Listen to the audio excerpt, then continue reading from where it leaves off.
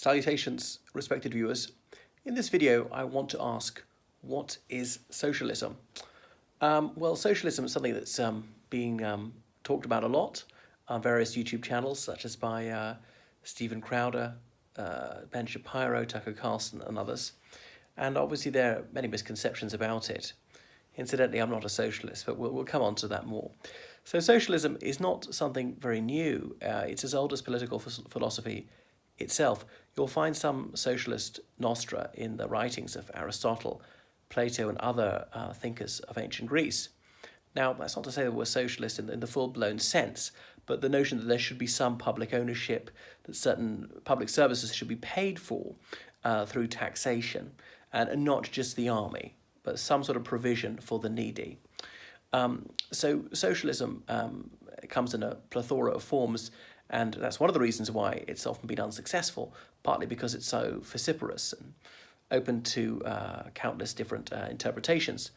There are many schools of thought within socialism, and socialism can overlap with other ideologies, some of which are explicitly political, others which are not, such as liberalism, fascism, conservatism, environmentalism, every sort of nationalism you can think of, feminism, and so forth. So it's not necessarily inimical to capitalism. You can have a blend of the two. Likewise, you could be a socialist conservative in a sense, especially if you grew up in a socialist society. Wanting to retain that sort of system, in that sense, makes you a small c conservative, because conservatism is about conserving things the way they are now. I know more broadly, conservatism is a right-wing ideology. So people are often too simplistic about these things, and that would appeal to simpletons. But as you'll see, it's not very straightforward, and people could write whole libraries about socialism. And of course, in just a few minutes, I can barely scratch the surface. I remember seeing a fascinating video by Mr. Crowder in which he said democratic socialism does not work, putting democratic in quotation marks, because that implies disapproval of the use of that word. And indeed, Mr. Crowder is an outspoken opponent of democracy, saying the United States has never been a democracy. Well, in the early years, he'd be right, actually, in saying, well, because the founding fathers set it up this way, but it's as though this gentleman is not aware of the is-ought problem. Because things are a certain way does not mean that they should be a certain way. They are a certain way. It's possible that they also should be that way, but are and should are not quite the same thing. But perhaps I digress. But as a socialism, in this man's opinion, is not democratic, well, why should that bother him, as he's an inveterate opponent of democracy? So come on to democratic socialism and or social democracy. Now, if you're a real stickler for things, there is a distinction between them, all right? But I shan't be a pedant about this, and the two terms are used interchangeably. And democratic socialism, or indeed social democracy, or what you'd see by many of the centre-left parties, advocated for and implemented by many of the centre-left parties in the Western world, and indeed beyond. Like, look at the Labour Party in the United Kingdom, one of the oldest and most successful of them. And when they rewrote their constitution about 1995, the UK Labour Party said Labour is a democratic socialist party. So there's Tony Blair, not exactly an extremist on private property and public services and taxation and so on. America's best friend for a while. So odd if his creed was so foul that an American Republican, George W. Bush, should be such firm friends with him. I went to a speech by Lord Mandelson years ago, who was a British politician and a confidant of Tony Blair. Mandelson, one of my least favourite British statesmen. But anyway, he said, you're probably more troubled by definition than I am. I'm a social democrat, democratic socialist, generally a nice guy. That's the way he saw it. Got gales of laughter. Anyway, so coming to some of the more innovative forms of socialism, and socialism as an ideology really only crystallised using that word in the mid-19th century. Look back to Robert Owen, who was a British manufacturer, not politician actually, and he was a shop manager and set up his own factories and blah, blah, blah. But he had various utopian socialist communities where he'd have factories, but he'd treat the workers well, short working hours, decent wages, a school for the children, reasonable housing, all the rest of it, treating them well. And he said a happy worker is a hard worker. They're healthy, they want to stay here. I try to get better people. Now, some some factory owners were pushing the weak to the wall and paying as little as they could get away with, starvation wages, working people to the bone, including toddlers, no safety measures. They could be filthy factories, extremely noisy, very dangerous, people having their limbs chopped off, not get a farthing in compensation, just extremely avaricious, cruel and exploitative. Now, no decent person can want that, but Robert Owen showed that you could turn a handsome profit whilst treating people well, and that if people are working in an abysmal factory, they will do their damnedest to get out of there, and you'd only get people working for you who can't find any alternative. But Robert Owen, he was loyal to his workers, and their loyalty was reciprocated. Seems like a left-wing fairy tale, but he did make a profit for himself. He lived well. So is that socialism or is that capitalism? I'm not quite sure. But, you know, giving people a stake in things, helping set up cooperatives, so they're all shareholders in the business. Is that socialism or is that capitalism? Maybe it's somewhere between the two. So they don't have to be at loggerheads with each other. So workers' ownership. Now, even today, workers can buy shares in the business in which they work. So I'm not a socialist ideologue or indeed a socialist at all. So capitalism can be a fantastic thing. It can lead to great innovation, many breakthroughs. You look at where things have been discovered, often in the sciences or new technologies been invented and so forth, and they're usually in capitalist societies. Hence have produced better clothes, better aesthetics, but of course it's just a subjective judgment there. Anyway, coming on to Karl Marx in 1848, and those who wish to excoriate socialism often throw the name of Marx at you. So Marxism is not the first form of socialism. Right? Socialism was around for well over 2,000 years before the birth of Marx, but many people don't seem to realize that. Dr. Karl Marx, he propounded his ideology in the Communist Manifesto, which is a very punchy and readable pamphlet published in Paris in 1848, the year of revolutions. So it's this clarion call to arms, urging people to start an insurrection. Workers of the world, unite. You have nothing to lose but your chains. You have a world to win. Those are the stirring last words of his booklet. So though I reject Marxism, not everything in it is bunkum. There's seldom a book which is complete drivel. And he observed the tendency of capital to accrue in fewer hands, and how the wealthy are mainly actuated by amassing wealth of themselves, and this is inherited, so then it's not earned by work. It was your parents or grandparents, other ancestors and ancestresses who worked for it, if indeed they worked at all, if they weren't simply robber barons. Now, I know wanting to provide for your children is a worthy motive. I'm not completely against inheritance. And you notice that the bitter irony of capitalism is that we can actually get poorer by getting richer, by overproduction, produce too much of something and the price falls. So that should make the world wealthier, having more clothes, cars, houses, or whatever. But there's more than the market will take. The bottom drops out of the market and people are impoverished. It's preposterous. They thought in a more rational system that wouldn't happen. The goods would be distributed rather than simply not being used or deliberately burnt. You look at the EU butter mountain and wine lake. So much time and money is wasted. Indeed, fuel is wasted, damaging the environment for food which is never going to be eaten, and simply to keep the price artificially high. It's immoral. But that's by the by. So you notice the tendency of capitalism to multiply wants rather than to supply needs, fetishizing possessions. And it really brought the Great Exhibition of 1851 in London really brought this out to him. He was living in London at the time, by the way. So that capitalism feeds on status anxiety. People hanker after new goods, new confections of fashion and so forth. And that's why they're constantly dissatisfied. They can never satiate their need to prove their success. And the Victorian world, there was a sort of prosperity gospel. Prosperity was morality, poverty was immorality. If you were poor, you deserved it. And of course, sometimes that's true, that poor choices lead to being poor. And notice there was structural unemployment deliberately to keep wages down. If everybody had a job, labour would be a seller's market rather than a buyer's market. So there was anarchism was around at the same time. Mikhail Bakunin was a famous Russian anarchist, and anarchism and Marxism, they had a dialogue.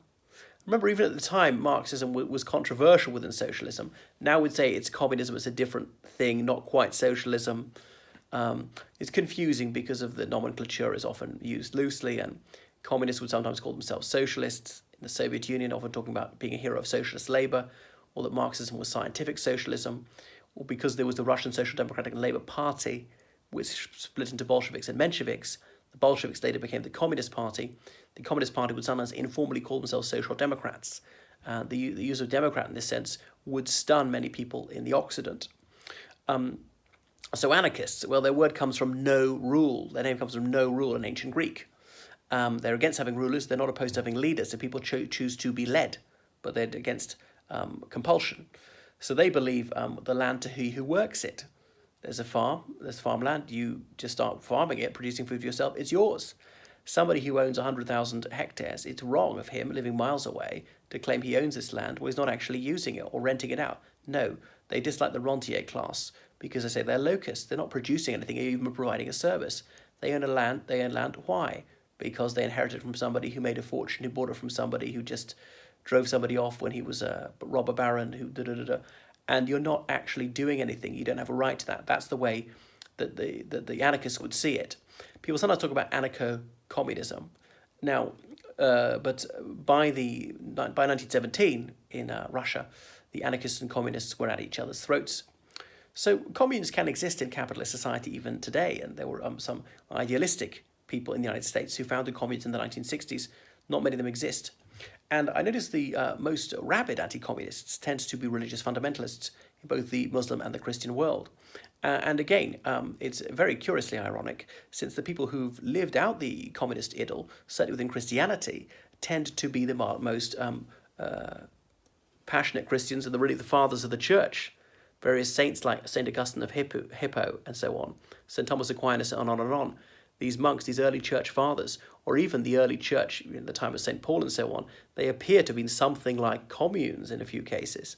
So monks and nuns living very simply, vows of poverty, chastity, and obedience, not that chastity's got anything to do with it one way or the other, but having minimal personal effects, owning everything in common, and just providing for basic needs, and not being fixated with amassing capital and ostentation by owning more than the others.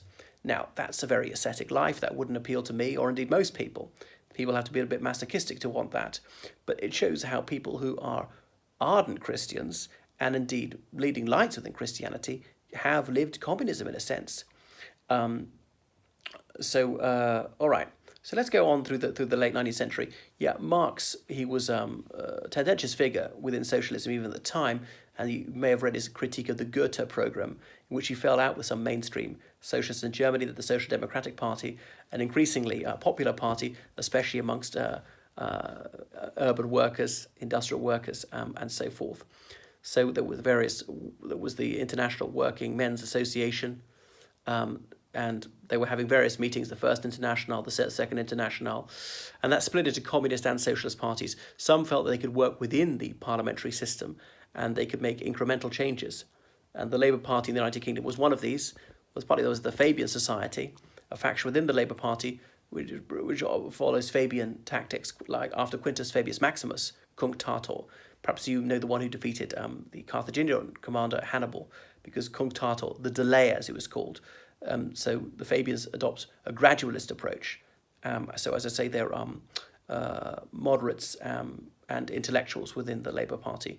Keith Vaz was the head of their Cambridge University chapter for a while, but don't let that put you off.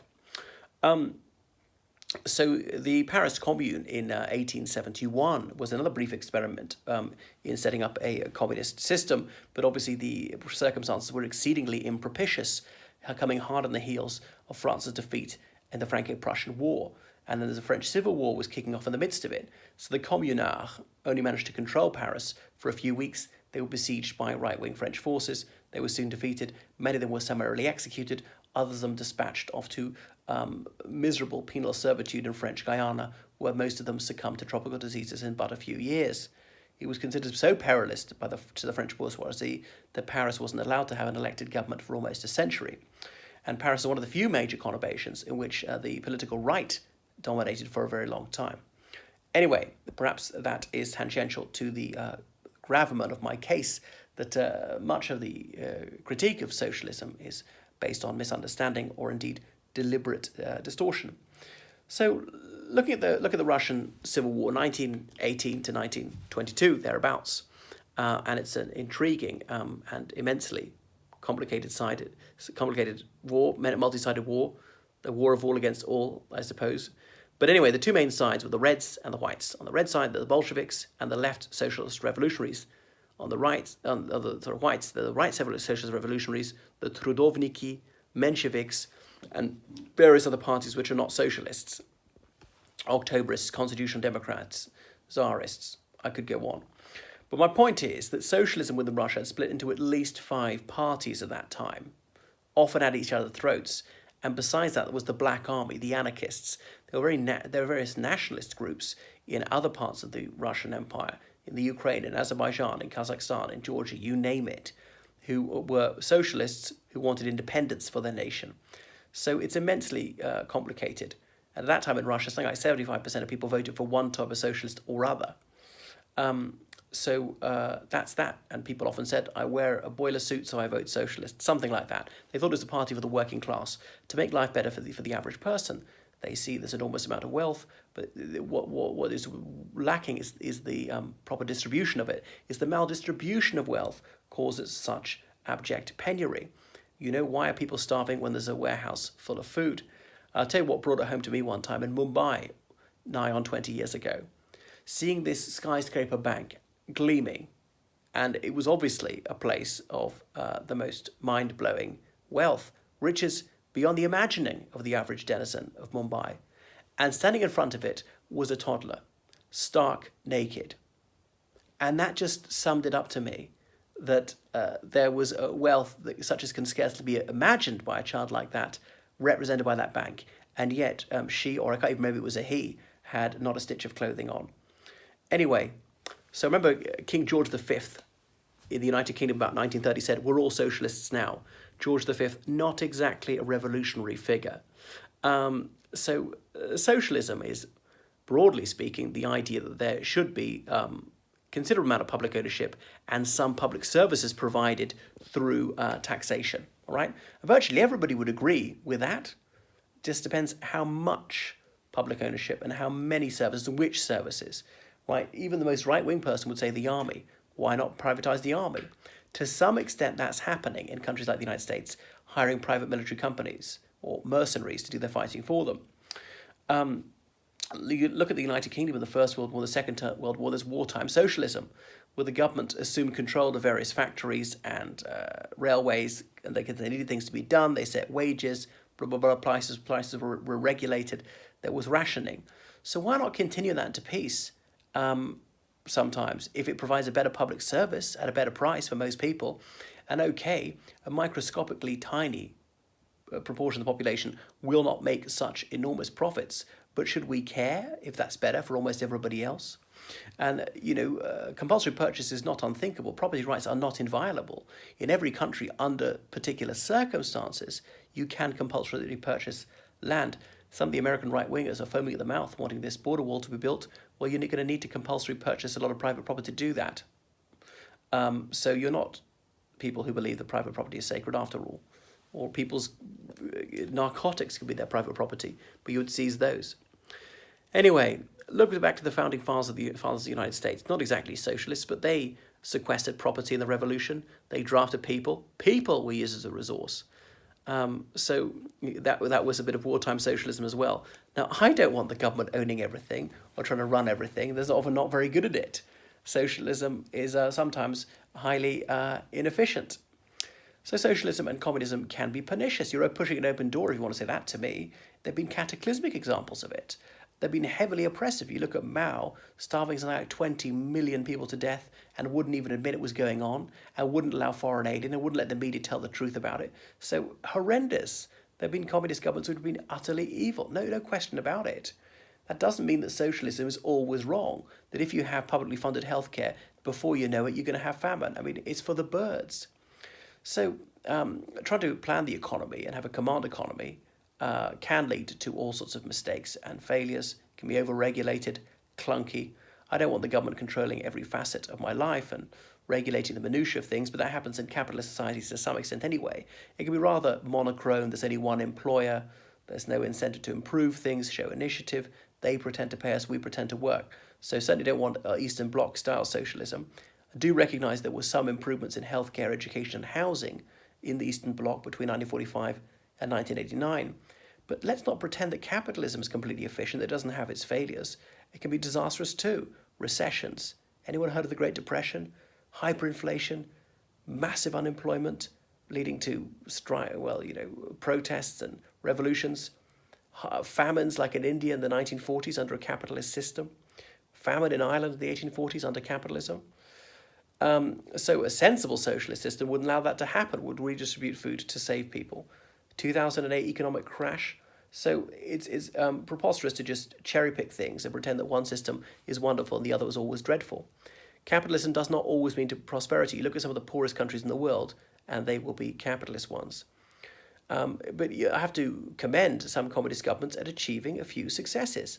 Now, Cuba, see how they abolished literacy in just a few years in the 60s. Healthcare became dramatically better. Malnutrition was gone. But there was a very heavy price to pay. It was oppressive. But then you look at the capitalist societies in Latin America at the same time, they had all the same oppression, the lack of freedom of expression, the widespread use of torture and summary execution, all the rest of it, without any of the redeeming features, as in the healthcare, the literacy, the right to food, and so on. So socialism is very variegated, and you'll find mildly socialist societies in some European countries, and even supposed right-wing governments will operate some socialist policies. You look at Margaret Thatcher, not exactly a blood-red communist, and she said that publicly funded healthcare was safe in her hands.